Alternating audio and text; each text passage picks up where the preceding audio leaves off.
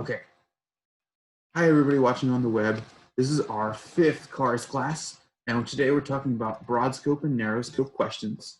And what I mean by that, you guys will notice I don't have much notes because I'm really going to focus on the actual material today. What I mean by these are in broad scope questions, this is not the same thing as characterizing by what AMC calls their skills or whatever, the 1, 2, 3, 1A, 1B, all that kind of stuff. This is very different. This is more of my personal characterization. This is not something official from AAMC. What I mean by these guys is in a broad scope question, we're generally asking for something along the ideas of a main idea, an overarching theme. What is the author's general opinion? I should say that, in the passage. These are usually questions that can be pretty well answered from your blast. These are questions that are usually in the blast or should usually be in your skimming of the material. These are questions where if you're just reading the first and last sentence, you should have a pretty good idea of what the main idea or the overarching theme of the passage is. Chat. What is a blast? Yeah, we'll talk about that in a second. That is something from the more previous classes. At least probably class 1 and 2 went over that in a lot of detail. But we'll review it a little bit as we go through this. We also have what we call narrow scope questions. So generally speaking, narrow scope questions are specific to maybe a particular sentence or maybe a particular paragraph in the text. Sometimes they will ask you a little bit about the author's opinion. What is the author's opinion on one specific thing?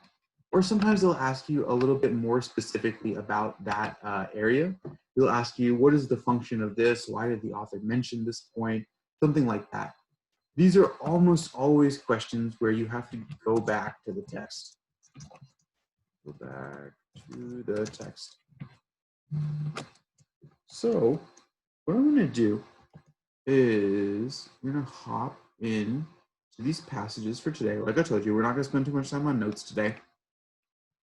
What I like us to do is, I know there's some questions about the blast technique in the chat.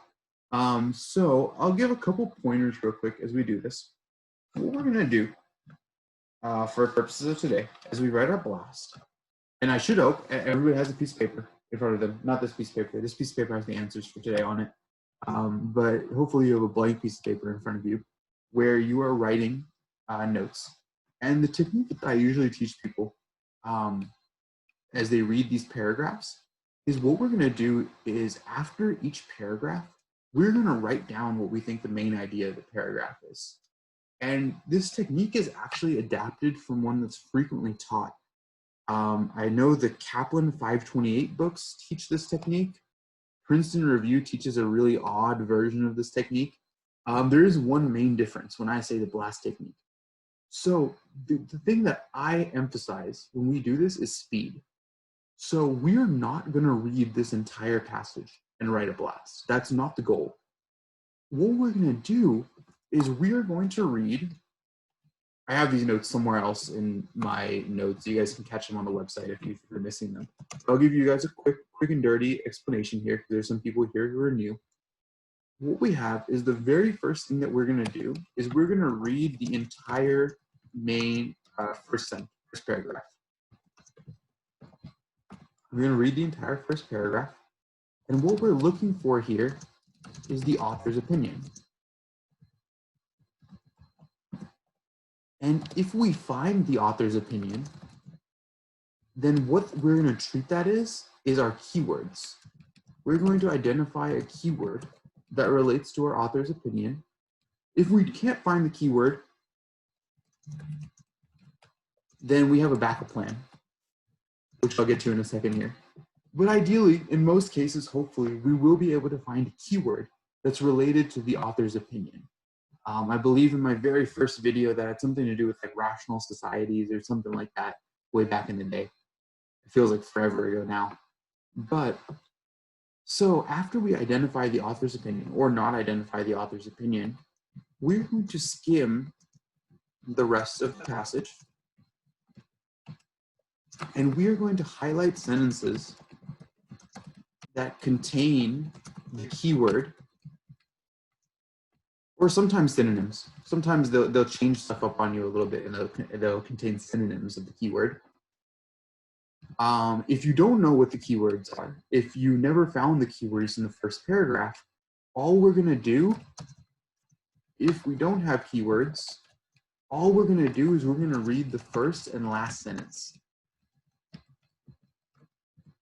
And we're going to write down quick summaries. They should be less than a sentence, maybe 4 to 6 words tops, quick summaries of each paragraph. And again, we're not reading the entire paragraph in order to do this. If we identify some keywords related to the author's opinion, which is our best case scenario, we're only going to read sentences that contain the keywords. If we're not able to find any keywords related to the author's opinion, then we're just going to read the first and last sentence of each paragraph. We're going to move on. So I am actually going to turn this first one over to y'all. If you are brand new and you've never used the BLAST technique before, that's totally okay. All I'd like you to do is read the first paragraph entirely, write down a quick summary, write P1 and then your little summary, and then do the same thing for P2, P3, P4. The goal is to skim as much as possible. If you're lost on how to skim, if you're not understanding at all how to skim, or you don't know what the author's opinion is, you're totally lost, just read the first and last sentence of the paragraph and move on.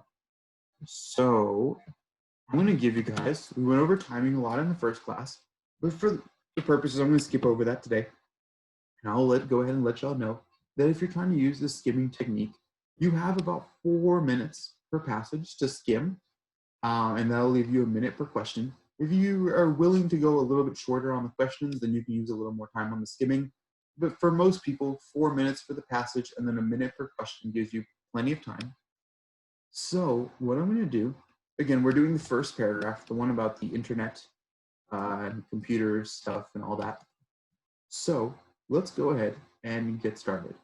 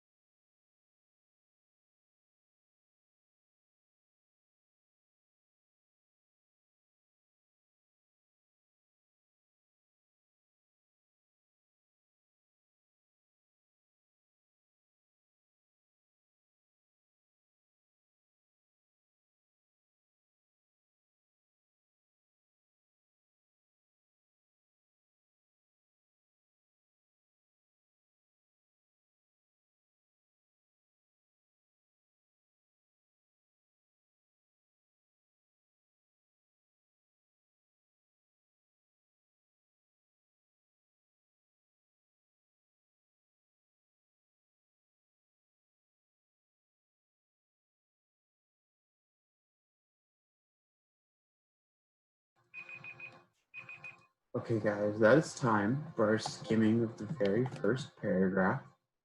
So what I'm going to do actually is I'm going to ask y'all to help me out with writing the blast for this first paragraph. And the way we're going to write it, we can just write it down here at the bottom of the paragraph, at the bottom of our passage. We'll start with P1. Actually, tell you what, I'm going to put it on the other page. Let's put it on, on this one.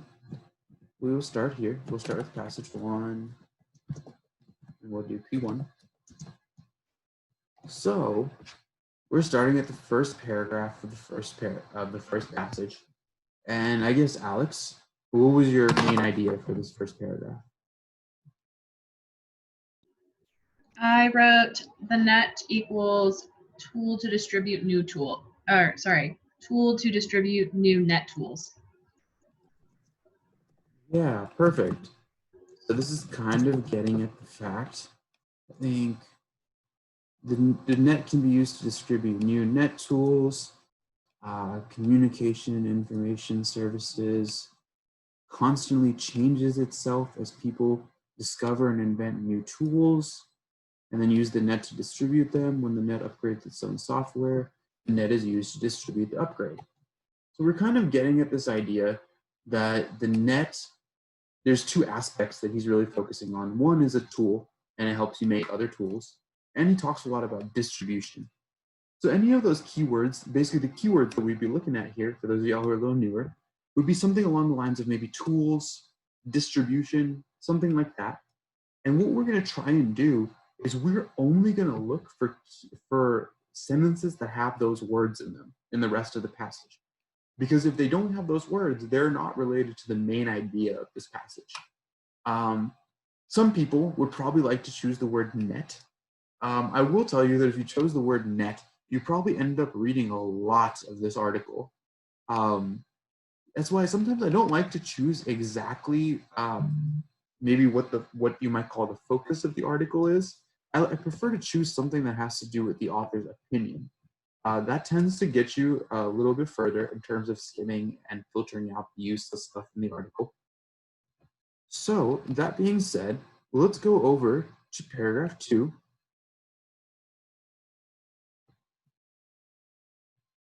Let's see, who is next for me to call on? Angelina, would you like to tell me kind of what your idea of paragraph 2 is? I said that the net was given powerful tools. Awesome. And so what we had over here is we talked about MIT a little bit. These guys are hackers. Something about computer tools being free. We were looking for tools, so there's something about tools there. Tools. And we can kind of skip over most of this middle part because it doesn't really have to do with tools. But I did like this last sentence. Programmers have created and given to the net powerful tools that have changed the nature of the net and expanded its availability. So basically, yeah, the net has a bunch of powerful tools on it. So there's a good sentence for us to read. And so let's go ahead and let's go to the next one. And Ugo, would you like to tell me what you think about the third paragraph? For the third paragraph, I said that the tools act as a shield to users, and it's also free. I got it from the last sentence. Okay, awesome. So we're reading. We're looking for those words that we're focusing on. Sometimes you won't find the words, and that's okay. If you can't find the words, we can just use the first and last sentence. But in this paragraph, at least, we found in our last sentence, we found our magic words. We found tools. We found, oops, not this one. Over here, tools that act as personal information servants to shield users from the complexity of the net are becoming available, also free of charge. So yeah, the tools are a shield for some users. and they're also free, which is always a nice thing. We like free tools. So let's go over to paragraph 4. Fatima, what did you think about paragraph 4?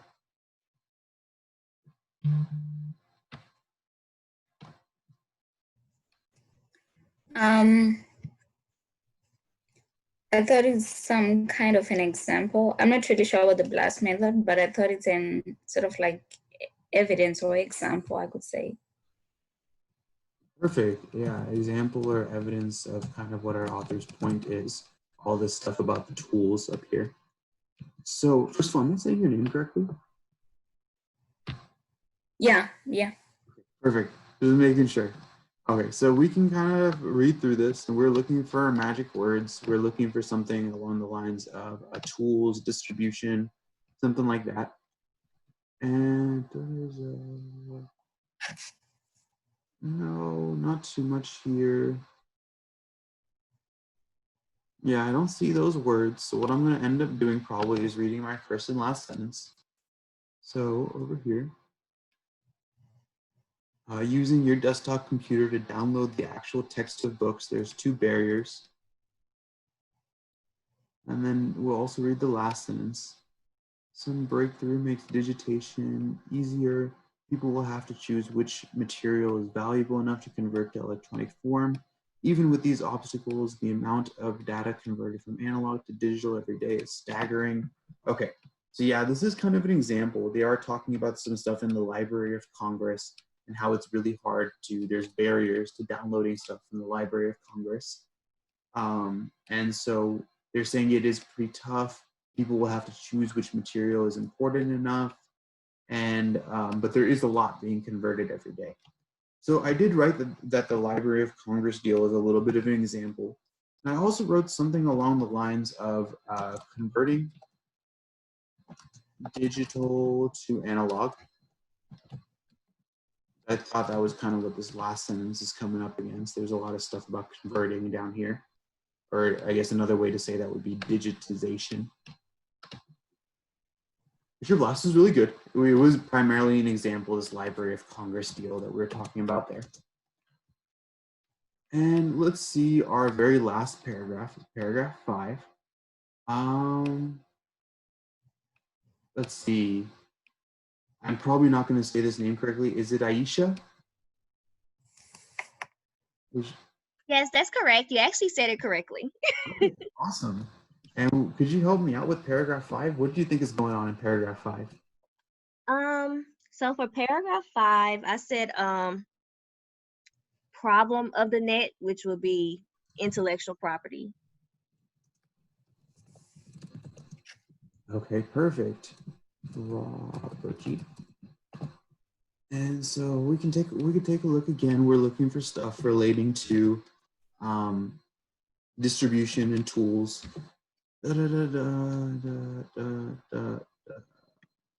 I'm not finding much of that in this paragraph.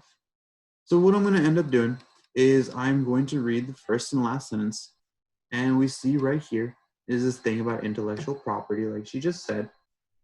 And at the very end, the problem still exists.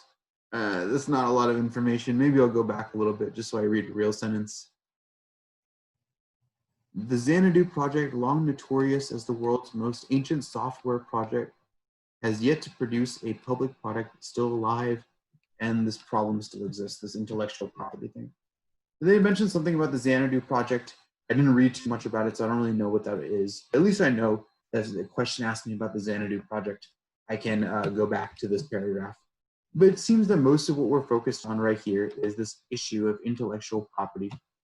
We have intellectual property right there.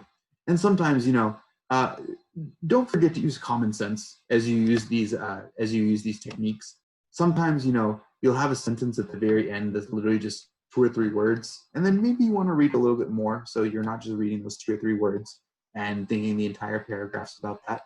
But don't forget to use a little common sense, and sometimes you want to read back a little bit more than just, and the problem still exists. Obviously, we want to know what the problem is before we write that down. So I am going to go through these questions here. I'm going to mainly go through them. But if you guys have any questions, feel free to stop me and You know, you can type in the chat, you can unmute yourself and let me know, whatever works for you. So the first question is, according to the passage, what is the Xanadu project? I have no idea if I'm saying the word right, but I'm just gonna go for it, I guess. Xanadu project intended to accomplish. And now, so the first thing that I wanna see is this a narrow scope or a broad scope question? And this is for the purpose of my class today. Well, this is a pretty narrow scope question. This question is asking me specifically, what is the deal with the Xanadu project? This is very narrow. And we talked in the last class about framing our answers, having a picture of what we're looking for before we ever look at these answer choices. So let's actually do that. Let's go back and let's read a little bit about the Xanadu project before we read all this stuff. And hopefully we can figure out what's going on here. It's somewhere in this last paragraph. Okay, here's the Xanadu project. It has to do with this guy, Ted Nelson, Nelson's scheme, Xanadu project. And so let's read a little bit about Ted Nelson. Dreamed up a scheme in the 1960s. This social problem, this intellectual property thing that we were talking about in the paragraph. And Nelson's scheme called Xanadu involves a database of all the literature in the world, including anything anyone wants to contribute. Readers could access all of it, and the system would automatically pay from their accounts a small amount of money, tiny amount of money, to the original author. So it looks like this is a little bit of a solution to this intellectual property problem. He wants to put everything, all the information in the world in his Xanadu thing, and it's kind of, it's automated in a sense that people can still get paid for their work if someone's reading it on Xanadu. Okay, so we have that in mind. Let's go ahead and let's take a look at these answer choices. And once again, this is a narrow scope question. So the other thing about narrow scope and broad scope questions, the really helpful thing is they also tell us what kind of answer we're looking for in a sense. When we have a narrow scope question, we're looking for a narrow answer in most cases. When we have a broad scope question, we're looking for a broad answer in most cases. So once again, we'll keep in mind, we're looking for a pretty narrow answer about the Xanadu project, or what the goal of the Xanadu project is. So if we're to resolve some of the social problems that are inherent in using computer technology, well, there's a good one. We did mention that there's some social issues, this intellectual property thing, and his little scheme over here seems to be a solution to that. Preserve intellectual property in an easily accessible medium. Yeah, we're getting there. It doesn't really talk about this thing about paying people money. It doesn't really talk about this thing about intellectual property, but it's there. It's kind of on the same topic. So we'll leave that one. To catalog all the world's literature. Well, there's another one that's kind of, it is going to catalog all the world's literature, but this answer doesn't really get into why. The reason for the Xanadu project is to solve this intellectual property issue. And this answer doesn't really get into the why of it. To ensure that access to any literature results in the proper distribution of royalties. So I have to keep in mind that actually technically all of these answers are pretty good answers. The reason I picked this one is I wanted to illustrate to you what I'm looking for in a narrow scope question. In a narrow scope question, we have to pick the answer choice that is most specific and is most perfectly tied in to what is going on in the article. So what we read here in the article is that the Xanadu project, it is a database of all the literature in the world. That's definitely true. But the goal of this project seems to be this thing about giving money to the original author. We mentioned that there was an intellectual property issue, and the Xanadu project, the goal is to fix that problem by giving money to the original author. And so I want to pick an answer choice that is really specific and is really narrow into solving that issue. And so actually the best answer is definitely this one down here. It's definitely D, because I'm looking for a really narrow and specific answer. This is true, but it's a little broad. It doesn't capture the entire, it doesn't capture the goal of the Xanadu project. It's a little too broad. To preserve intellectual property, that's technically true, but it doesn't really account for all this stuff about the Xanadu project. To resolve some of the social problems, yes, but so these don't really capture all the information about the Xanadu project. I'll go ahead and cross those out. And between this one and this one, I ended up picking this one, D, because I am looking for something that is very narrow to what's in the passage. And in the passage, there's a lot of stuff about paying the original author. And so that kind of vibes with this idea of paying royalties to me. And that seems very similar, and I'm going to end up picking that answer choice. So one more time, we have down here, the passage implies that the tools that act as personal information servants to shield users from the complexity of the internet, in paragraph 3, are being offered free of charge because. Okay, so here's one more. This is a pretty narrow scope question. So the first thing that I'm going to want to do before I dive into these choices is I'm going to want to go back and read a little bit of this. I'm going to want to go back and read some stuff about these shielding tools. That wasn't our blast, actually. That wasn't our blast right here in paragraph 3. We mentioned that it's a shield for users and it's free. Let's read a little bit in detail because it may probably be a pretty detailed question. Okay. Tools that act as personal information servants to shield users from the complexities of the net. So this is basically just the exact same thing as what was in the paragraph, as in the question. I'm probably gonna have to read a little bit more than this. Let's try reading this paragraph. Okay. It seems that there's something about a large population of people to communicate with, and the value, something about intellectual value, collective goods, something like that. Okay, so that's what I'm gonna look for over here. And let's see down here at which of these tools can be used by many internet users who will pay for the intellectual goods. So here's something that I like. He said intellectual goods right here. And there was something about intellectual value in my paragraph. It seems to be related to these tools, okay?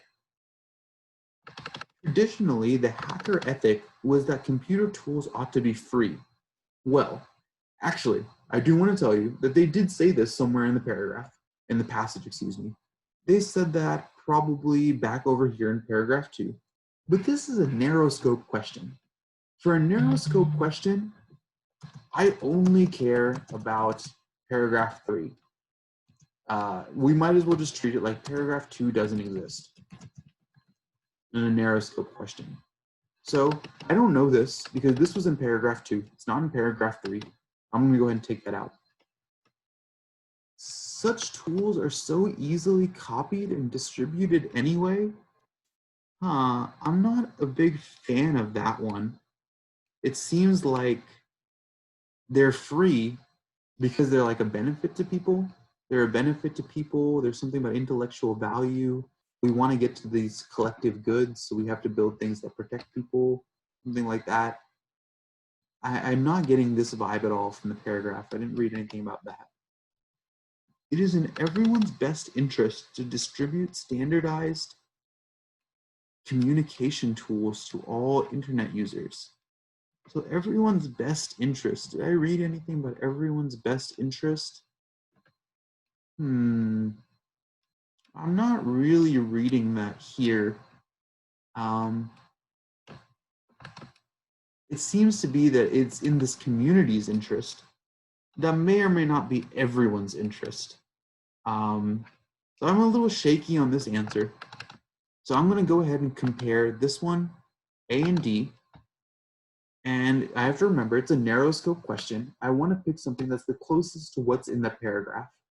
And I actually did end up liking A more. I liked A more because where we're talking about intellectual value, the collective goods, so on like that. And that seemed to vibe with me with this idea of intellectual goods. I did ultimately like this one better, simply because this phrase, or a variation of this phrase, also appeared in the passage, in the paragraph. And I am looking for a narrow scope answer. So one more time, we'll do the same thing. Why does the author mention Xanadu? So this is, again, a narrow scope question. They threw me a curveball here. They didn't tell me where Xanadu is in the article, though. Honestly, I do already know. I do already know because I went there for this other question. So let's go find the stuff about Xanadu one more time. Why did they mention Xanadu? This is Ted Nelson's scheme, the Xanadu thing. The Xanadu project is the world's most ancient software project and has yet to produce a public product. It's still alive. And it seems that they're saying the problem still exists. They haven't solved the problem, this intellectual property problem. Okay. So I guess they mentioned it as a potential solution to this problem, but a solution that never really panned out. And okay, let's take a look. To present an effective solution to one of the problems, well, it never worked out. They never made a public product. That's what they said down here at the last thing, has yet to produce a public product. So it never worked out. So I can't really say it's an effective solution. To underscore the importance of Ted Nelson in the development of the internet, I'm not a big fan of this one. I'm not a big fan of this because, so Ted Nelson is this guy, and he made this project in the 1960s that never actually worked. Or maybe there's still people still working on it. But in terms of the massive like public use of the internet, none of us have heard of this guy for sure. I've never heard of him at least. And his project never really worked out. So it's hard for me to say that he's very important in the development of the internet. That seems like a stretch. To demonstrate that regardless of recent efforts, the difficulties regarding payment of royalties for text accessed on the internet persist. Okay, there's a good one. Because I was saying that these problems, this social issue, there was a potential solution for it, but the solution never panned out. The problem still exists. Okay, so this seems like a decent one. And let's take a look at D. Show that archaic software products have little public demand today. I don't think we ever said that. I don't think we ever said that there's anything about the demand for this product. We talked about how it never worked out. There's not yet a public product. We never talked about the demand for this product. I'm going to go ahead and take this one out. This one out if I can. Looks like I have a question in the chat. Could we scratch C out due to recent efforts? And this was in the 1960s. That is a good point that you raised there. It is in the 1960s. However, the thing is the project is still alive. It's still going. So even though it was started in the 1960s, it is actually still active. And I assume there's someone somewhere in the world right now still working on the Xanadu project. I don't know that person. Maybe someone else knows that person. But in that sense, I guess it is recent. In the sense that even though it started back in the 1960s, it's still going. And actually C is the best answer. Even though this word recent is a little bit odd to apply to something that happened in the 1960s, it is still going. So, and it's definitely better than all the other answers. So I'm gonna pick it. According to the passage, what is the main obstacle in digitizing the content of the Library of Congress in its entirety? Okay, so digitizing, that reminds me of what I had in, passage was that? That was this one over here. That was paragraph 4. What is the problem? Why can't we put everything in the Library of Congress on the internet immediately? So this is, once again, a little bit of a narrow scope question. We had a lot of narrow scope questions this time around on this passage. What is the main obstacle? So I'm actually going to have to go back in that paragraph. I'm going to have to figure out what is the obstacle they're talking about here. So let's take a look. Okay. When you talk about using your desktop computer to download the actual text of books stored in the Library of Congress, you come up with 2 barriers. Only a small fraction is in the machine readable form. And the process of digitization is no longer prohibitively expensive, but remains time consuming. The Library of Congress is growing far faster than it can be digitized by present day technology. So basically it takes too much time. It takes too much time. The Library of Congress is growing every day, or is growing rapidly at least, and we can't keep up in terms of putting it on the internet. We can put books in the library, but we can't digitize them fast enough. The digitization process remains prohibitively expensive. That's actually the opposite of what we said. What we said is no longer prohibitively expensive. We'll go ahead and take that out. The allocation of royalties as the information is no, again, this is a narrow scope question. I want to stick to what's in that paragraph if I really can. And in that paragraph, they didn't talk about royalties. They talked about royalties down here in the whole Xanadu thing, but they did not talk about royalties in that paragraph. The machine is expanding faster than the information can be converted to a digital format. Now that sounds pretty similar to what I just read. The Library of Congress is growing far faster than it can be digitized. Okay, there's a good one. Only a small number of documents are already in a machine-readable form. You know, actually, I think they did say that. Only a small fraction, there's a typo in this, are in a machine-readable form. So actually, they did say both of these things. Only a small number of documents are in a machine-readable form, and the library is expanding faster than the information can be converted to a digital format. So what I'm going to have to do is I'm going to have to do a little bit of figuring out which one is the best answer. I'm going to do a little bit of analysis right here. That is the CA in CARS, in case you don't remember. It is a critical analysis section. I have to do a little analysis right here, figure out which of these is the best answer. According to the passage, what is the main obstacle? What is the main obstacle? Okay, I'm looking for the main obstacle, which is the biggest obstacle. And it seems that what they're really driving in is this thing about being too time consuming. Until some breakthrough makes digitization easier, some people will have to choose which material is valuable enough to convert to electronic form. So they did make this statement, but they didn't really seem to follow it up very much. Only a small fraction is in machine readable form, but the biggest problem is that we're not able to digitize the rest of the stuff very fast. We need some kind of technology breakthrough in order to speed up our digitization process. It seems that they're talking a bit more about this thing right here. And so what I'm going to do is simply based on the fact that they talked about this more, I'm going to go ahead and pick it for right now. They did mention this. This is mentioned as part of one sentence. And this is mentioned. And it seems that like maybe half of the paragraph really relates to this point right here. The fact that we can't do it fast enough. The library is expanding faster than the information can be converted.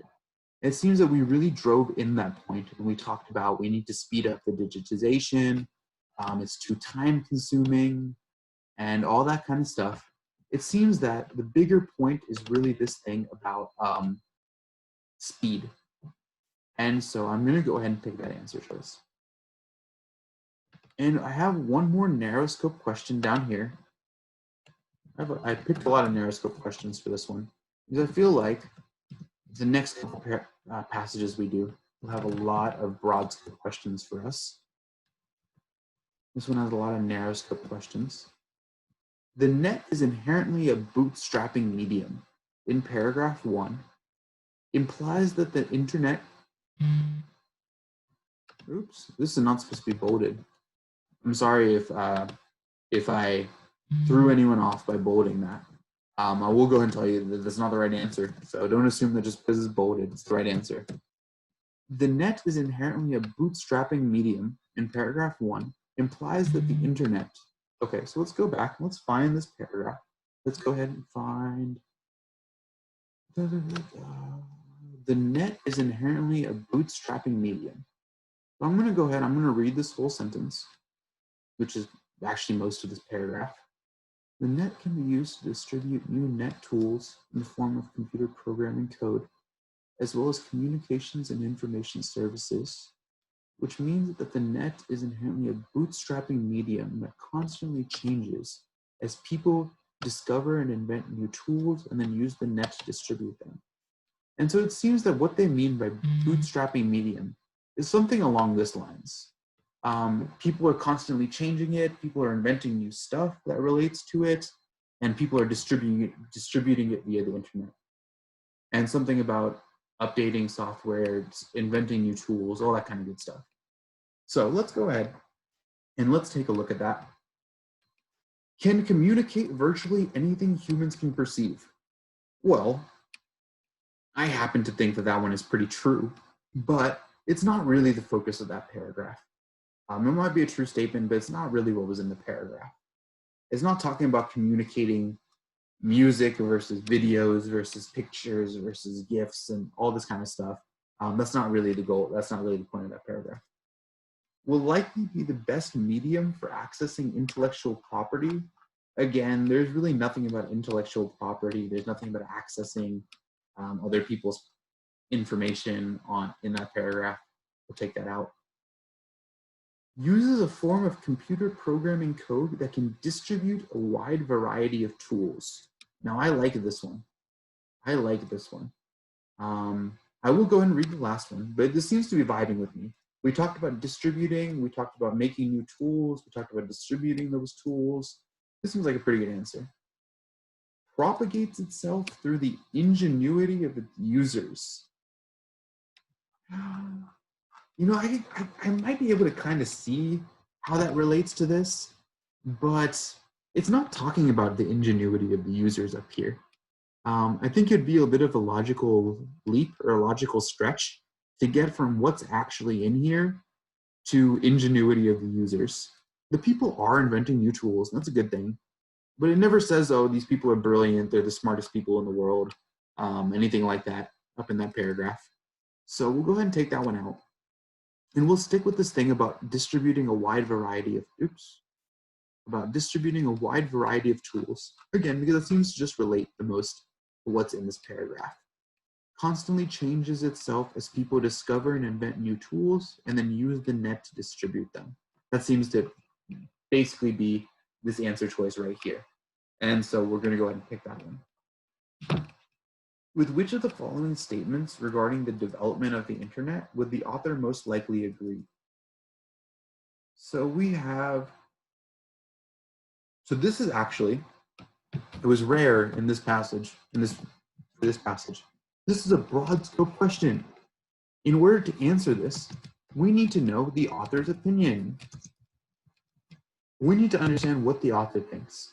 If we don't know what the author thinks about the development of the internet, and again, they haven't told us very specifically, we're gonna have to do a little bit of digging.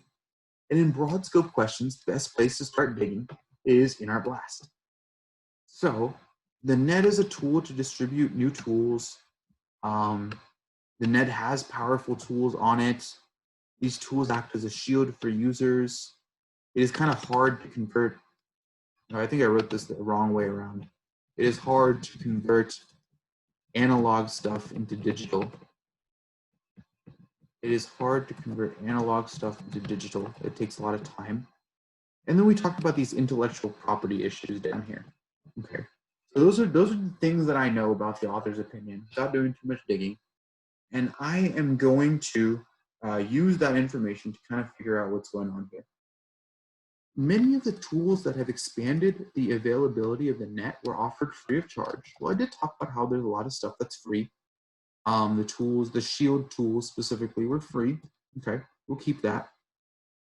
By not offering internet tools for free, William Gates is impeding the growth of the internet. Well, that's not in my blast. I didn't write anything in my blast about Bill Gates and impeding the internet. By not offering tools for free, we're impeding the growth of the internet. That's a no. I didn't see anything about this in my paragraph, in my passage, excuse me. Although the net can easily distribute tools that will upgrade the internet itself, there is a relative paucity of such tools. Okay, so there's actually a hint that I gave you guys in my previous classes that might help you out with this one. Does anyone remember what that hint is?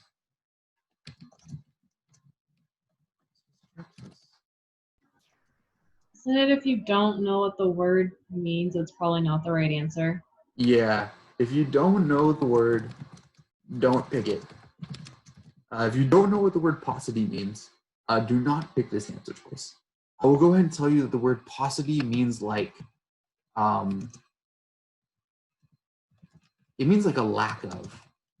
It means a lack of, which you might be able to get just from context here.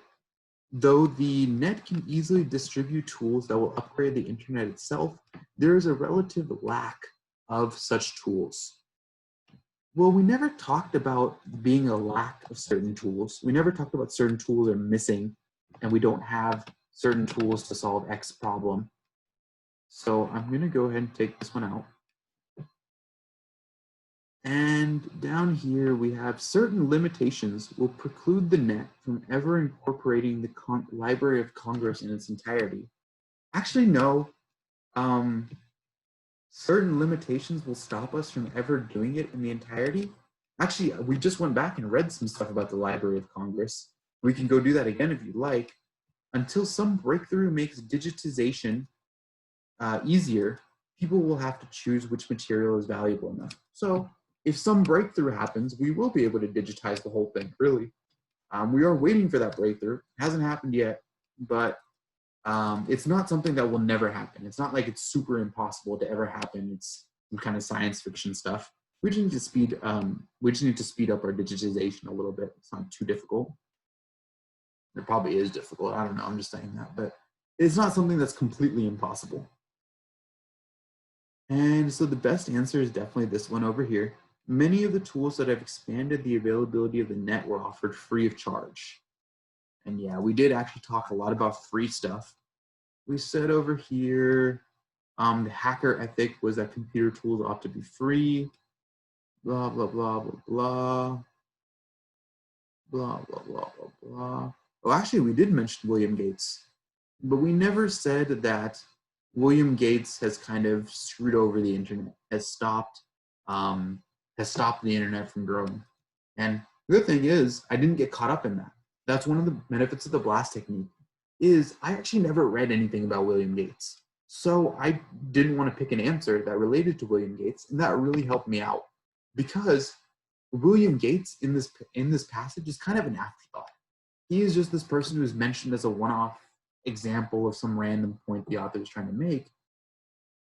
He has nothing to do with the main idea of the article. And so this is a good way to avoid those little distractors. We did mention some stuff about being free a lot. We mentioned being free down here. We mentioned being free up here, and so on like that. We did talk about being free a lot. And so that is a pretty good picture of what is the main idea, or which is the author's opinion. What would the author agree with? I think this is a pretty good answer. And so what I'm going to do is I'm going to turn the session over to y'all. I do want to help you guys build a little bit of endurance as we do this, because previously we've only been doing one passage at a time. Actually, today, I'm going to ask you guys to do both the passages. What I'm going to do is we have two more passages right here.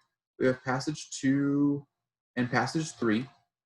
So what that is that means we have 8 minutes for blasts. We had 2 passages, 2 blasts, 8 minutes.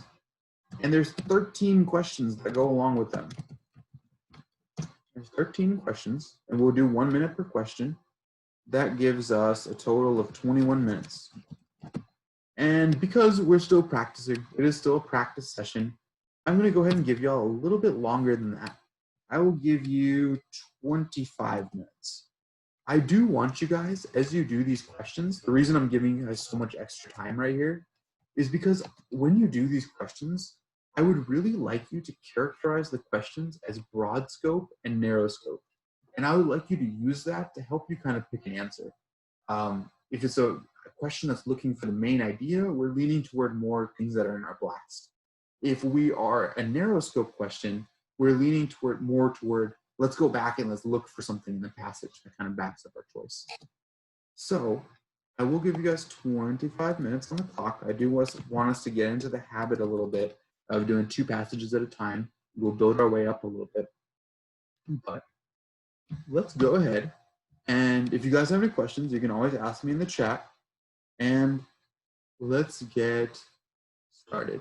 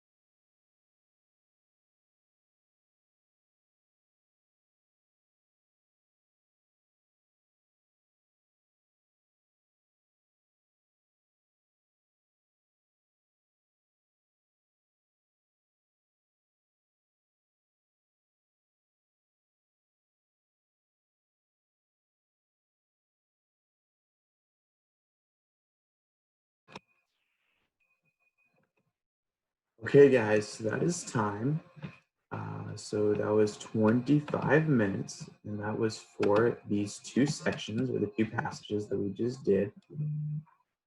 So let's go ahead and let's go over these. For the purposes of today and for purposes of keeping with time, I'm actually not going to write blasts for these guys. I'm going to go over the answers. So what I'm going to do is we'll start off with question 1. The passage implies that an owner who chooses not to sell capital stock despite the prospect of continued expansion is, and so this is a little bit of a narrow scope question in the sense that I have to read about this owner, the owner who chooses not to sell capital stock. Okay, so we're going to have to find something about this owner. So here's something about selling stock, sale of capital stock. Let's read a little bit about this. It's a way to obtain money from individual investors beyond the scope of one's immediate acquaintances. Involves a dilution of ownership, and many owners are reluctant to take this step for that reason. So there's a good start. It says many owners are reluctant to take this step because there's a dilution of ownership. So what I'm going to do is I'm going to go over to the answer choices. I'm going to look at something that sticks with that one. Subject to increased regulation. Well, I didn't see too much about that there. More conservative than might be necessary under the circumstances. Likely to lose control of the business. And sacrificing security for rapid growth. So actually none of those really matched exactly with what was going on in my sentence that I just read. So what I'm going to have to do is I'm going to have to read a little bit more. So sometimes that'll happen. Sometimes you have a narrow scope question and you find that exact sentence in the paragraph and you're like, oh, I think the answer is going to have to do with this. But sometimes you're going to have to go back and read a little bit more because sometimes this is not enough information. So this involves of necessity a dilution of ownership. Whether the owner is wise in declining to use outside equity financing depends on the firm's long-range prospects. If there is an opportunity for substantial expansion on a continuing basis, the owner may decide logically to bring in other owners. Owning part of a larger business may be more profitable than owning all of a smaller business. So he seems to view this thing, selling capital stock, as a way to expand your company. It's a good thing, especially if your company is going to keep growing.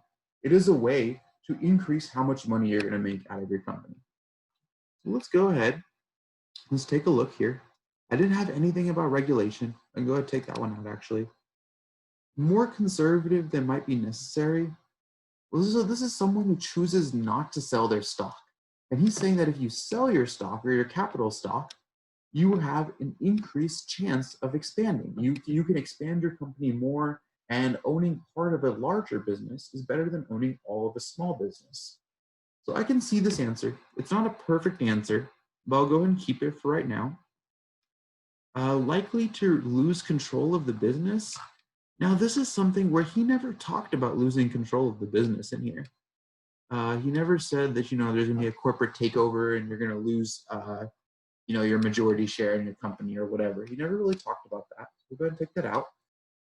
Sacrificing security for rapid growth. Well, now this kind of relates to the one up here. He never really talks about security. He never really talks about, oh, if you do this, you'll have less security in your company, you'll have less anything in your company. He seems to view it as primarily as a good thing. He says that if you can actually do this wisely, you are helping your firm's long-range prospects. It is logical, as long as you have a good, solid company, it is pretty logical to bring in other owners because owning part of a larger business is better than owning part of a smaller business. So it seems that people who choose not to do this are being a little conservative. They're trying to play their, I don't know what's the right word, cards close to their chest. And they're trying not to give up their shares, even though it would help them expand their business, at least according to the author. So, one more time, we have, based on information from the passage, what might prompt an owner to sell stock through a private placement offering. Private placement offering. So this is a narrow scope question. I'm going to have to go back and I'm going to have to look for what is a private placement offering. So let's take a look here. One way to sell capital stock is through private placement. This means the firm's capital stock is sold to selected individuals who are probably the employees. And it's difficult because the new firm is not known. However, the entrepreneur avoids many requirements of securities laws when a stock sale is restricted to a private placement. So it seems that it's this thing. So why would someone choose to do this? It's because you avoid many requirements of the securities laws. So let's go ahead and find something like that. Raising capital without diluting ownership. No, that's not what we just read. Raising capital without incurring debt. No, that's not what we just read.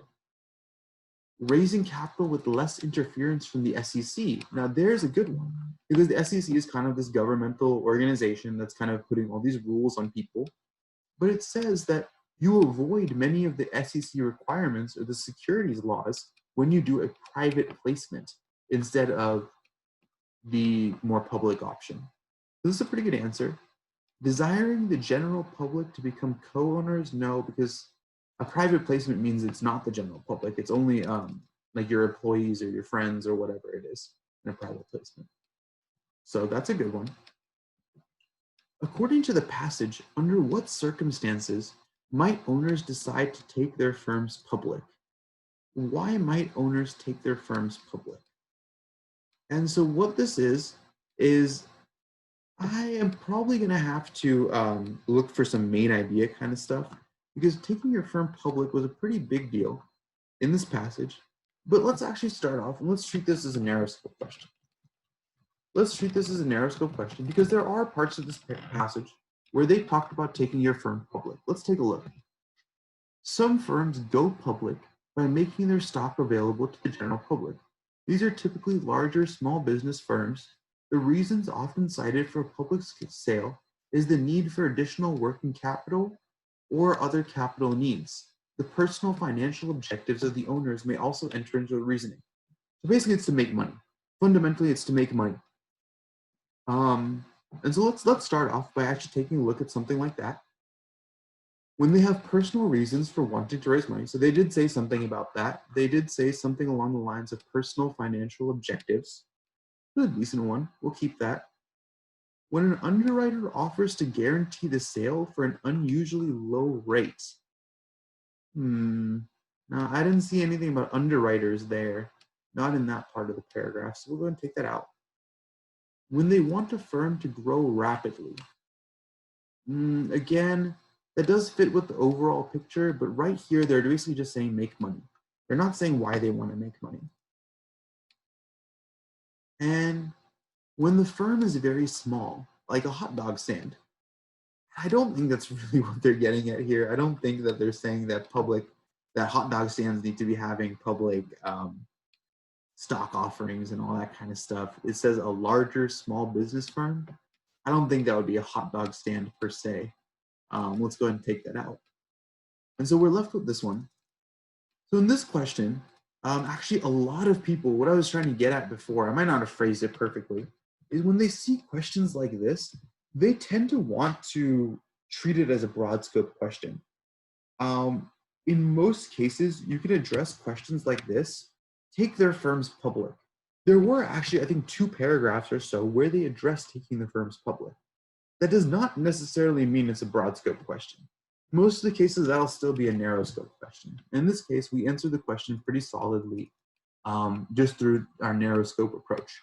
And we specifically found this line, is that personal financial objectives may enter into the reasoning. And that sounds kind of like having personal reasons for wanting to raise money. That's a pretty good one. When a firm goes public through an underwriter, all of the following are true except that, okay, so this is still a narrow scope question. We're specifically going to we want to find some information about underwriters. So let's go ahead, let's look back over here, let's figure out what's going on with underwriters. And that seems to be this paragraph right here. Common stock may also be sold to underwriters who guarantee the sale of securities. The compensation and fees paid to underwriters typically make the sale of securities in this manner expensive.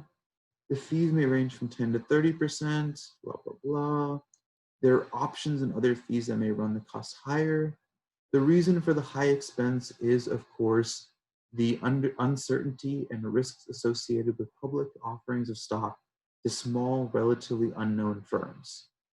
So it seems that this is something that they might do when they want to guarantee the sale and they want to basically avoid they have uncertainty and risk, and so they sell it to underwriters who take a little bit of like a commission sort of thing if they guarantee the sale. So that's a really good thing. Okay.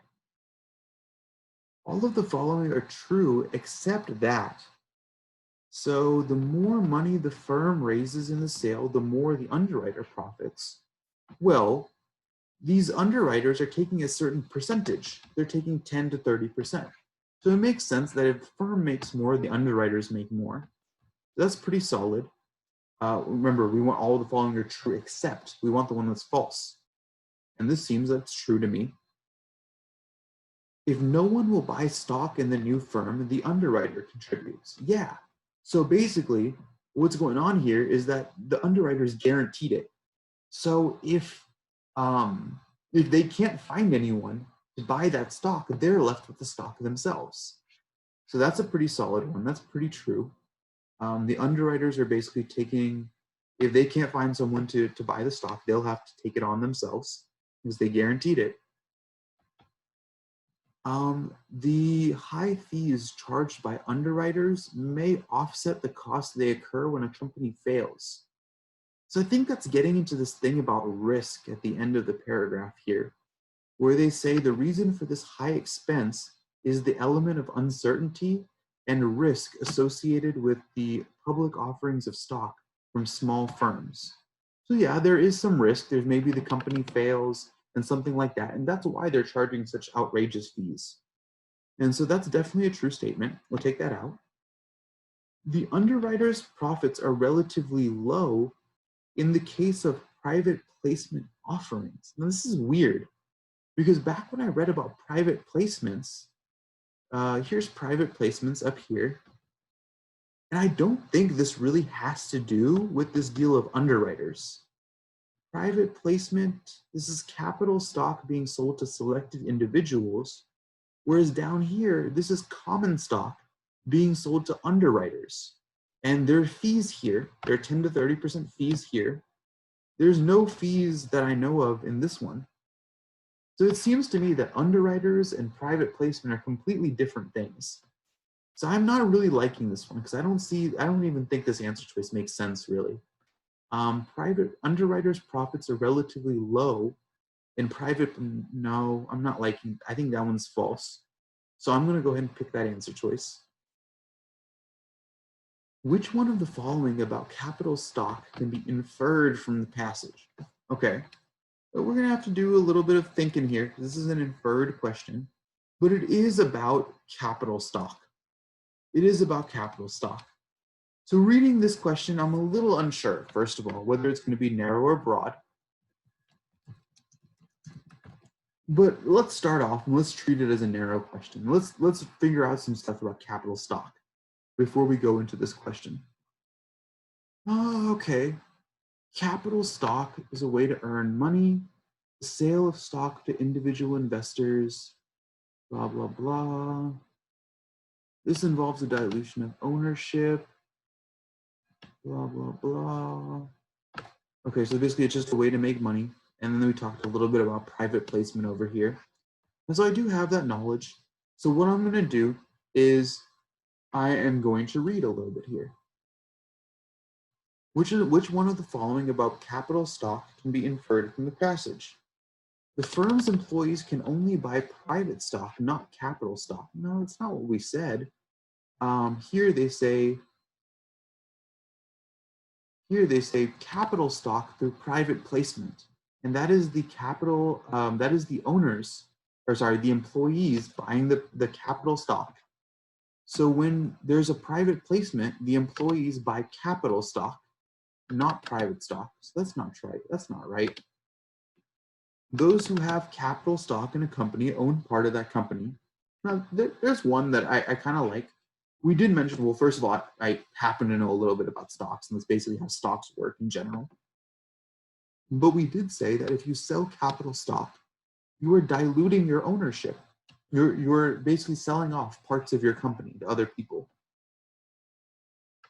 And the lack of knowledge about capital stock of small firm owners leads to many business bankruptcies. I didn't talk about business bankruptcies anywhere in here. I don't see too much. I guess if we go way down here to where it says public sale of stock, it says something about making financial arrangements that are not sound. But still, we're not talking about bankruptcy per se. We'll leave that one, but I'm not liking it too much. The sale of capital stock is the most common way that businesses make capital. And you know, we never really said that. We never really said that selling capital stock is the most common way. I'm not seeing anything about this one is more common than the other one. I'm going to go ahead and take this one out. And I liked this one because it seemed to make the most sense to me. This one is a little bit shaky. The lack of knowledge about capital stock of small firm owners leads to many business bankruptcies. I didn't see much about business bankruptcies, so I'm not going to pick that. I'm going to pick this one. And this is actually something that you might be able to answer as either a narrow scope question. You could jump back to this paragraph in particular, probably these two paragraphs, and try and answer the question based on that. Or you could do this broad scope thing, and you could try and answer it based on your overall picture. And hopefully you'll be able to throw out this thing. Private placement is when they buy capital stock, not private stock. Leading to business bankruptcies, that one is a little bit of a stretch. I do see how you might be able to get there from the thing about the investments not being sound. There's a little bit of a stretch. Why? And someone had a question, why was D wrong? So D says, the sale of capital stock is the most common way. And I actually never saw that in the passage. I never saw anything that says that this one is more common than the other thing. Maybe I missed it.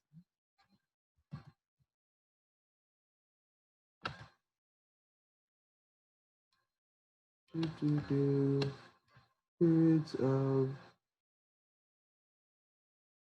maybe the owner may decide, maybe most profitable, blah, blah, blah. Yeah, I'm not exactly seeing that this one is more common than the other one. So I am not going to pick that one. Yeah, so it's basically because of this phrasing most common right here. That was never really in the paragraph or in the passage.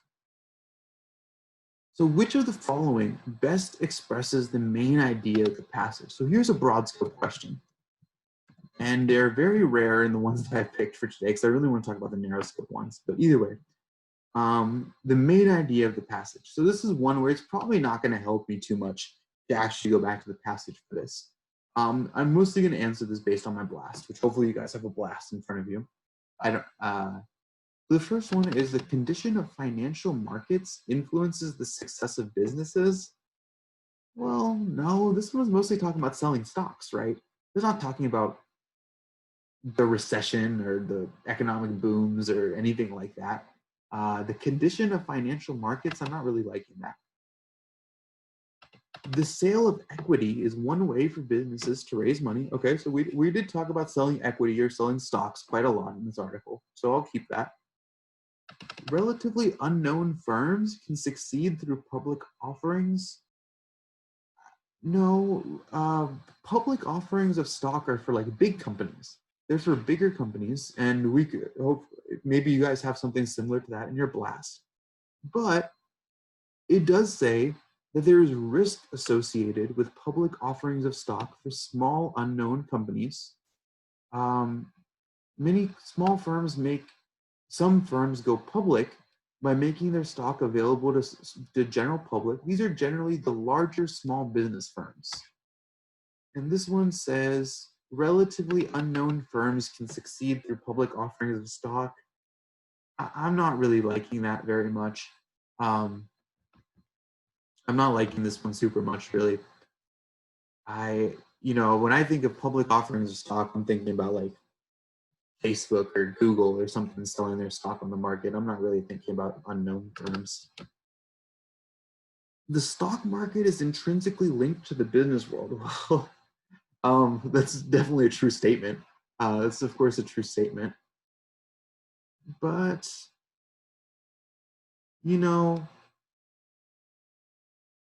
between these two, so I did take this one out because I don't think that's the main vibe of the passage. There is a lot of risk for unknown firms to do a public offering. The stock market is intrinsically related to the business world. Once again, it's just a generally true statement. The sale of equity is one way for businesses to raise money. Between these two, I am definitely leaning toward B, because that seems to be related to what's going on here. The reason is good distinction to make. The reason I don't pick stock market is because we're not really talking about the stock market as a whole. We're not talking about me buying stocks from Facebook and Google and Amazon or whatever.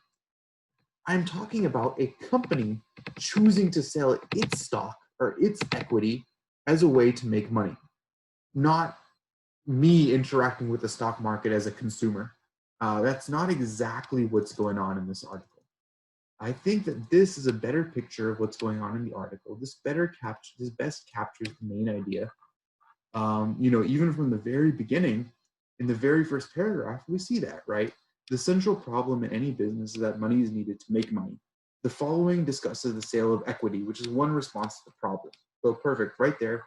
They basically straight up told us that you need to make money in order to run a business. One way to do that is to sell equity. So there we go. We have the answer choice B. And so I have this OCD thing where it really bothers me when it's on two different pages. We're going to move this over here. Based on the passage, which one of the following statements most accurately describes SEC policy? So here's a pretty narrow one. I'm going to have to go find some stuff about SEC policy in order to answer this question. So let's go ahead and let's go back to this article. Let's read a little bit about SEC. SEC. Here's some stuff about the SEC. In undertaking the public sale of stock, the small firm subjects itself to greater public regulation. There are state regulations pertaining to the public sale of securities, and the SEC also exercises surveillance over these things. The SEC is quite tolerant of small offerings. Okay, and I don't see much else about the SEC. So I'm going to have to do, so this basically relates to the public sale of stock. The public sale of stock, and there is a greater public regulation there.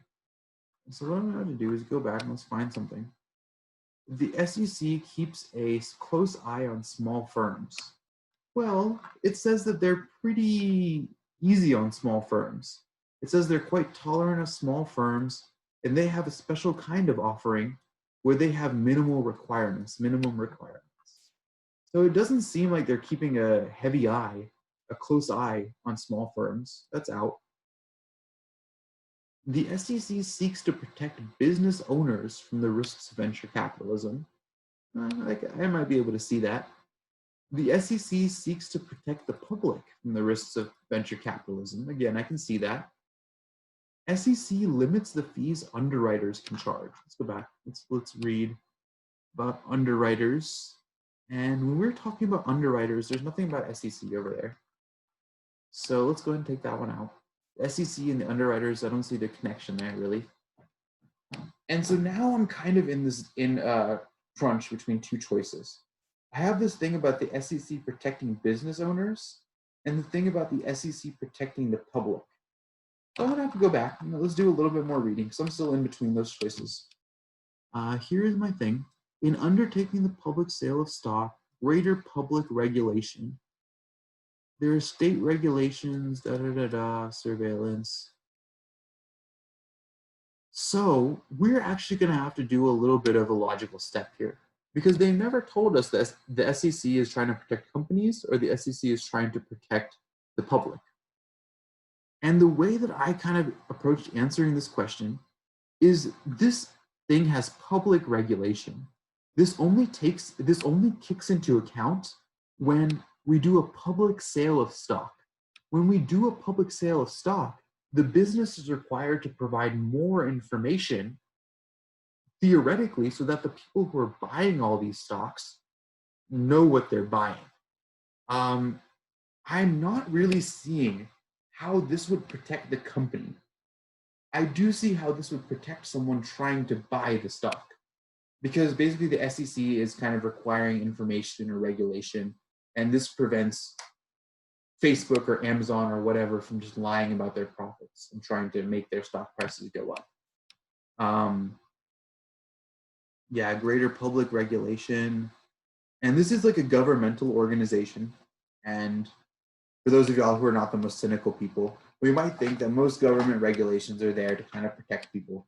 They're there to kind of prevent people from being taken advantage of. Pertaining to the public sale of securities, and when I read these two choices, I'm not really seeing this one at all. Protect business owners, I'm not seeing how any of that protects business owners. I am able to, it is a bit of a stretch, but I am able to make the connection that this might protect the public at some point. Because again, we're just requiring a lot of information from those business owners. We're hopefully trying to have them turn over all their financial records before people buy their stock, so that people know what they're buying. Did that one make sense? That one was a little tricky because B and C are pretty close to each other, and we have to do a little bit of what do they call it, critical analysis one more time in order to pick between those two.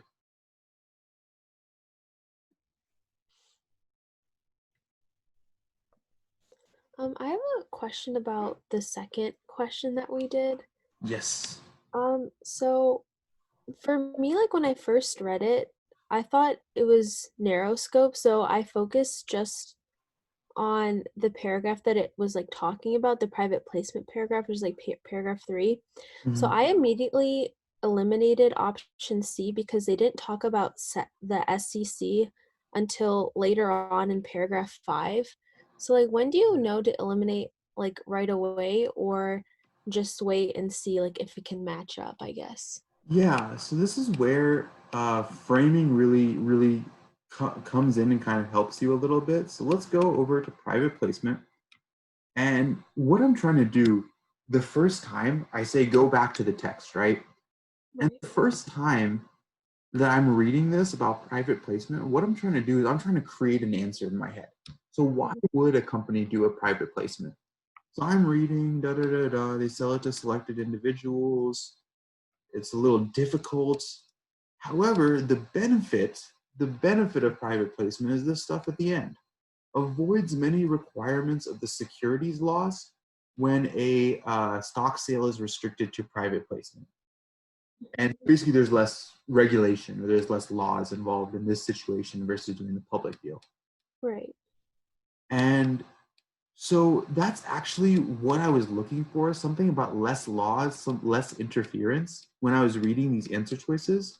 That's what I was doing too, and that's why I picked A, because, or I thought it was like avoiding, I think I said, I wrote down was like avoiding a lot of the requirements. So I also saw how like a lot of the stock is sold to individuals who are likely to be firm employees, owners, local residents. So I thought that wouldn't dilute ownership because like they're keeping it within like a certain circle. Mm. Not necessarily like more people are owning it. I think that maybe I just read it wrong. I don't think it's exactly that you read it wrong. I think that is a little bit of a tricky question. Yeah. They didn't talk about SEC a little bit. You had to probably have a little background, like you probably, maybe if you read something about the SEC on your first time around when you did your blast, you would probably know that the SEC is related to all those laws and Right. interference and stuff like that, and that Mhm. will help you answer that question. Okay. We can definitely work on that. We can definitely work a little bit. I know we do private lessons and all that, we'll work a little bit on framing our answers and relating that to our blast. So we can work on that. Thank you. Yeah, no problem. Okay, so that brings me over to the second passage. This is the one about the FDA. I thought y'all might like this one a little bit more, actually. This is more related to medicine. I will warn you that the ones related to medicine tend to be a little trickier, related to medicine, public health, stuff like that, because they know that y'all have some background information in this kind of stuff. Maybe not everybody has knowledge on how, FDA regulations or clinical trials or whatever it is work, but a lot of people taking the MCAT do have some at least basic understanding of how this kind of stuff works, and they don't want to help you out. They're not on your side, definitely. When they give you these kind of passages, they're not doing it because they're like, oh, it's going to be easy for them, they're going to like it, whatever. They're doing it because they know that they can get away with trickier questions if they give you something you know about. So that being said, let's go ahead and let's take a look at these answer choices at these questions down here. Based on information in the passage, it can be inferred that the author would support which of the following agendas if another drug company had a new product to test.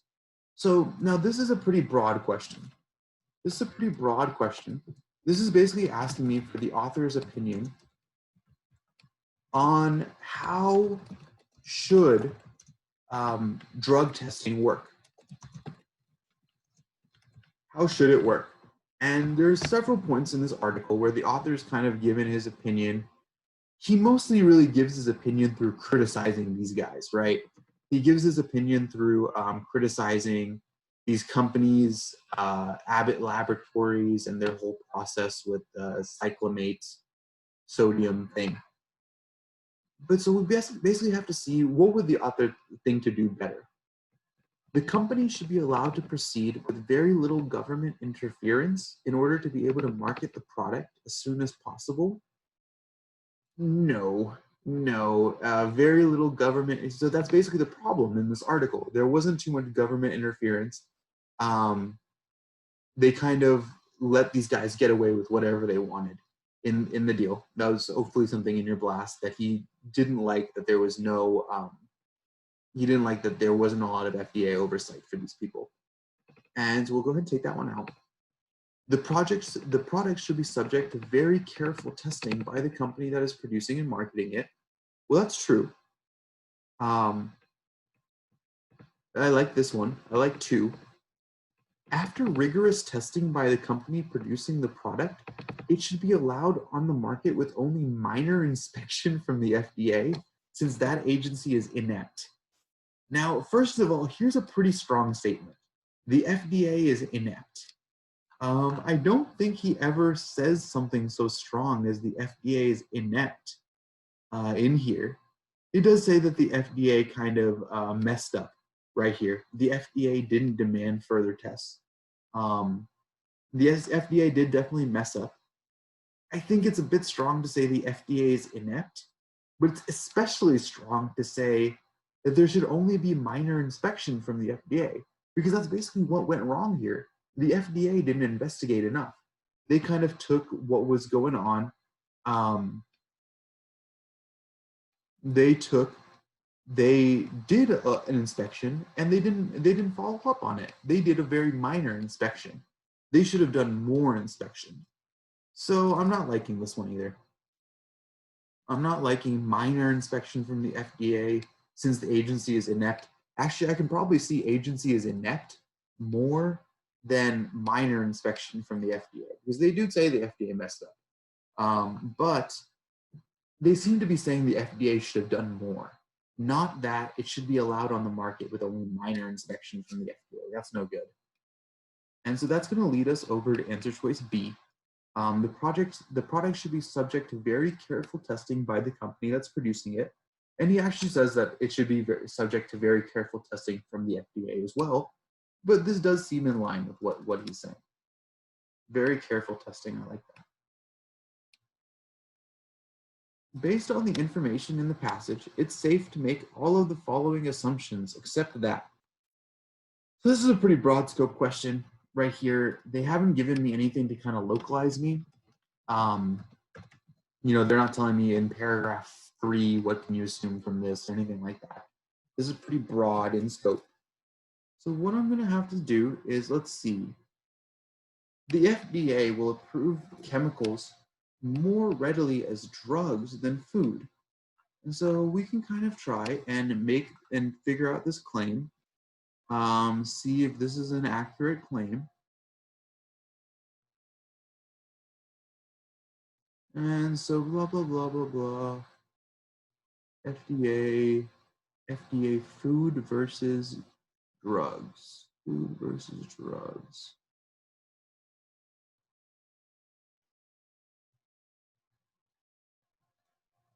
It does say something right here.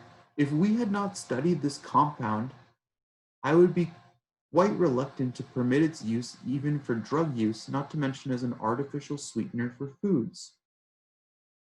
Should be pointed out. So it seems that he's reluctant even for drug use, seeming that drug use is a little harder than sweetener for foods. And then it seems that these guys, the Food Nutrition Board, also warned the FDA about these things. But it seems in general that one of the reasons that they were able to do this is because they were just doing it as a food. And maybe they didn't regulate this enough when it was a food. And so I'm not really sure on this one. I didn't see very much in the passage that kind of backs this up either way. So I'll go ahead and keep this one in for right now. I'm looking for all of the following assumptions except. So this is kind of a which of these is false question. Substances that are intended for use in foods are sometimes not scrutinized closely enough. Well, that's definitely true. This is the primary example of that. It was intended for as an artificial sweetener, and it was not scrutinized closely enough. I'm going to go ahead and take that out. The FDA has influence on the marketing of both food and drugs. Well, that's definitely true. We talked about how the FDA does stuff for both food and drugs down there. So we'll take this out. The NDA is usually an administrative and political formality. So do I think this is true or false? Let's take a look at what it says about the NDA. Filed a new drug application. And at this point, after the new drug application, they proceeded to study the drug quite a bit.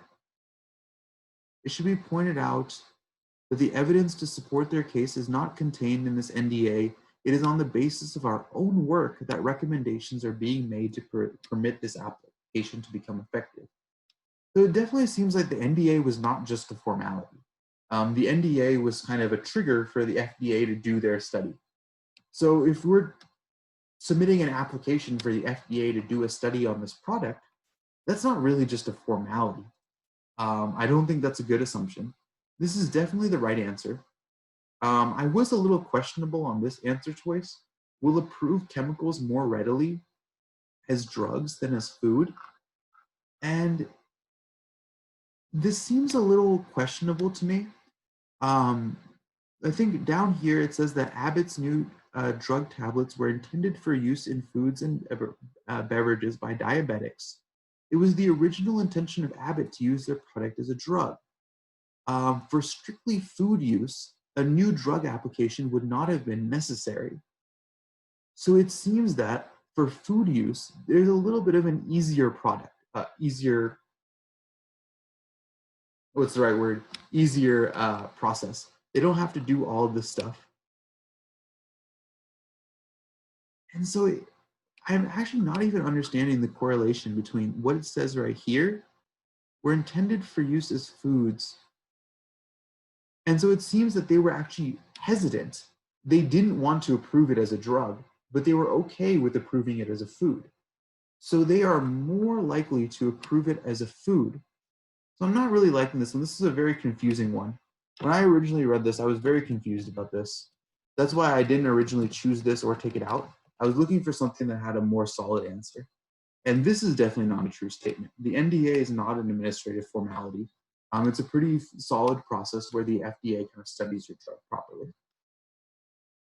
According to the passage, what is the intended use of cyclamates? And so the number one thing is well, first of all, this is a pretty narrow scope question. What is the intended use of cyclamates? So we can actually go back and we can read a little bit in here. New drug tablets were intended for use in food and beverages by diabetics and others who must restrict their intake of sugar. And they actually told you a little bit further down that what this thing is a kind of a sweetener. If we had not studied this compound, I would be quite reluctant to permit its use even for drug use, not to mention as an artificial sweetener. So it is basically an artificial sweetener. It was a little confusing how they phrased that. So I think a lot of people, when they did this one, actually chose to cure diabetes. And that's not precisely the case here. It is not curing your, pre-med people here, you probably know a little bit about diabetes. It's not curing your fundamental dysfunction. It's not curing your insensitivity toward insulin. It is simply for people who must restrict their intake of sugar. But this way they can still eat something that tastes sweet and it feels like sugar to them, but it's not exactly sugar.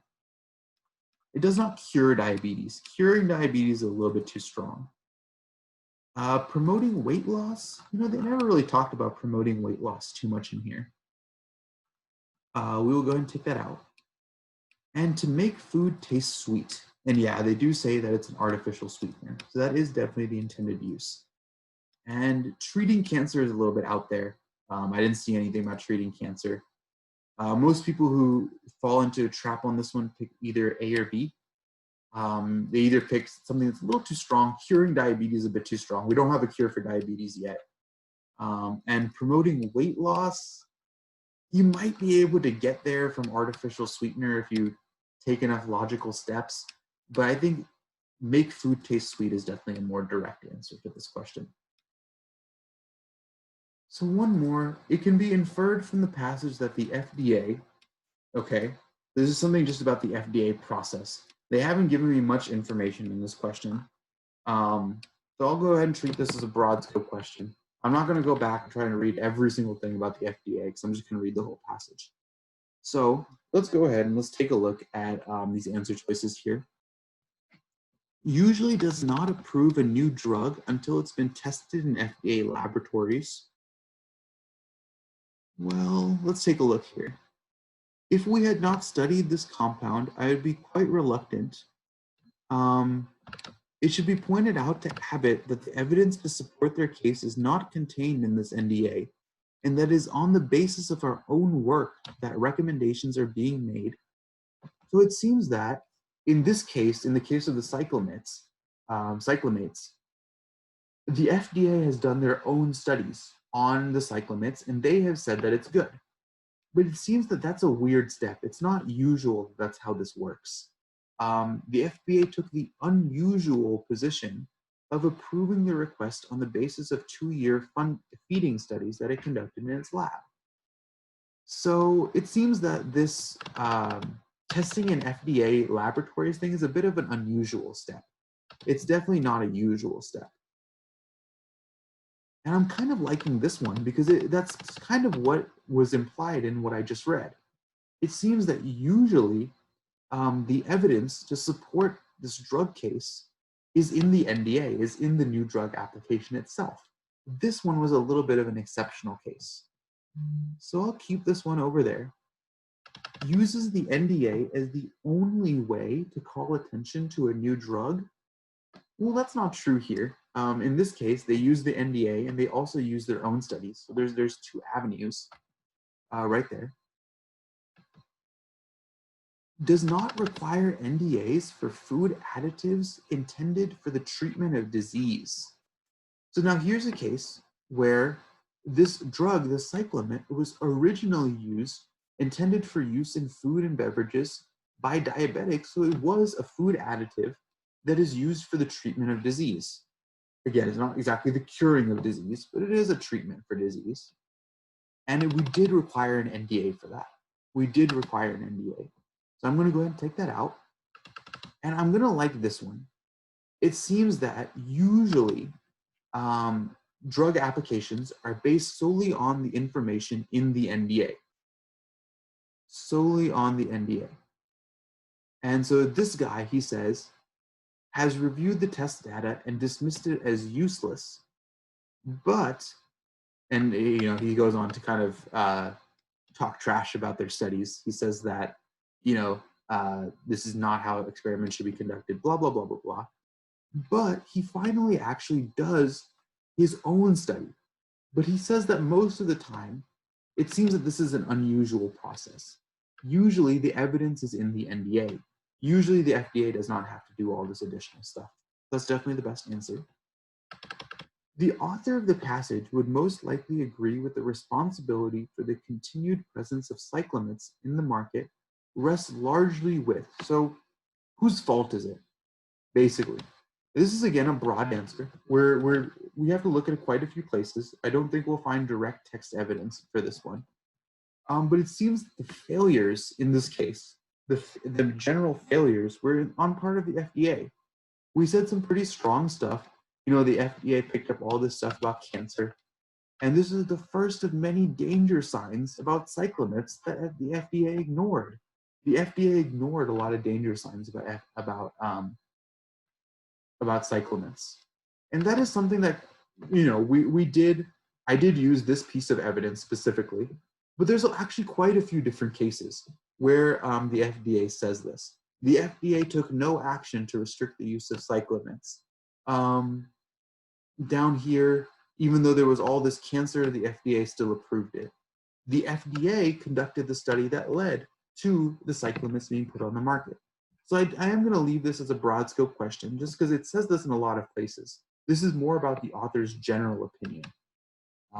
Author's general opinion. And we're basically asking whose fault? Who's at fault here? And these are the guys who raised the warning they raised a warning down here at the very end about the risks of cyclamates. So they're not to blame. Abbott Laboratories, now this is a pretty tricky question because Abbott Laboratories submitted a new drug application for cyclamates. However, their new drug application was garbage. What did they say about this new drug application? An illustration of how an experiment should not be conducted. So that would not get published, basically, for those of us who are interested in research. But I have a hard time saying it's because of Abbott Laboratories that this thing was published, because they did some really bad research on it. Ultimately, the FDA did their own research on it and ignored all that cancer stuff, and that led to it being placed on the market. So I am liking this one. We'll go ahead and take a look at the other answer choice. Consumers of the drug, no. Consumers of the drug do not really get to put it on the market or take it off the market. The FDA did put it on the market, even though their studies showed that there was cancer in the rats, and they received multiple warnings after that fact. They still kept it on the market. And so I think the primary responsibility in this situation is definitely on the FDA. Why does the author mention the shoddiness of Abbott's test in paragraph 3? So now here's a narrow scope question. We're back to our narrow scope. We'll have to go over to paragraph 3. We'll have to look for this thing, shoddiness of the test. Combining these suggestions of cancer with the shoddiness of Abbott's test should have clearly indicated that more tests of cyclamates were needed before allowing them to be marketed. I'll go ahead and highlight that, just so we know that's the sentence we're looking at right here. More tests of cyclamate were needed. So let's go ahead and let's take a look at these. To cast a doubt on the safety of cyclamates, well, it does that. That's definitely a thing. Because the test indicated cyclamates to be dangerous. Now here's a little bit of a trap answer. Most of the people who get this wrong pick this one right here. And let me tell you why this is a trap answer. Because Abbott's tests said the drug is good. However, they were bad tests. They were shoddy tests. Shoddy, or another way to say that is bad tests. The FDA tests showed the drug is dangerous. Specifically, they found some cancer in the rats. And the FDA said, ignored that danger. So Abbott's test actually never even showed any danger. They thought the drugs were good. So that's not the right answer. To highlight the FDA's superior study, I'm hesitant to call it superior, simply because it showed all this cancer stuff and they ignored all the cancer stuff. So that doesn't seem to be the hallmark of a superior test to me. We'll go ahead and take that out. Because it suggested that some part of the application process had been dishonest. You know, I am a little hesitant about this word dishonest here. They conducted a bad study, but that doesn't necessarily make it dishonest. Maybe they tried really hard and they weren't able to put together a good study. They tried, they funded, they did a new drug application, and it never says they were trying to hide anything. They were never trying to confuse anyone or hide information, hide data, ignore cancer risks or whatever. It was simply a poorly designed study. And so the report was, they said something about the report being vague and all that kind of stuff, but it's not exactly dishonest. Dishonest isn't probably not the right word to describe that. And so up here, we have basically our answer. We have to cast doubt on the safety of cyclamines, because what this point is leading into is that more tests of cyclamines were needed before allowing them to be marketed, because we don't know whether these things are safe or not. To cast doubt on the safety of cyclamines is definitely the best answer. Okay, so that's pretty much all I had for you guys today. Hopefully what you took away from today's class was how to answer these questions, which we've termed narrow scope questions and broad scope questions. This kind of leads back into what we were talking about last week when we were talking about framing your answer. But I guess this is a more systematic way of framing your answer, especially in these narrow scope questions. So narrow scope questions are the ones where they tell you a specific line or a specific paragraph or whatever, and we go back and we try and frame in our heads what the answer is going to look like before we look at the choices. Some of the questions, these broad scope questions, especially this one right here, hopefully based on our blast, we would be able to frame that based on our blast and our perception of the main idea without having to go back and look at the passage. If we forgot whose fault it was that the drugs were on the market, we could always go back and we could look, and there's a couple of different places that we could look in broad scope questions, and hopefully we'd eventually reach the conclusion that it's the FDA who messed up in this scenario. The FDA messed up and that led to this drug being on the market. But regardless, whether it's a broad scope or a narrow scope question, we always want to have that perception in our heads of what are we looking for before we look at the choices. And broad scope and narrow scope kind of gives you a picture of how to do that. Should I go back to the passage and should I read a little bit on this specific? That's a narrow scope question. Or should I just try and have a picture of what is the main idea or what is the author's opinion of whose fault it is that the cyclamines were on the market? That's something more like a broad scope question. So that's pretty much what I had for y'all today. I'm going to call it a night. If you guys have any additional questions, you can always stick around and ask me. Feel free to do that. I am going to call it a night. So have a good night, everybody, if you'd like to head out right now. And I hope to see you guys next week.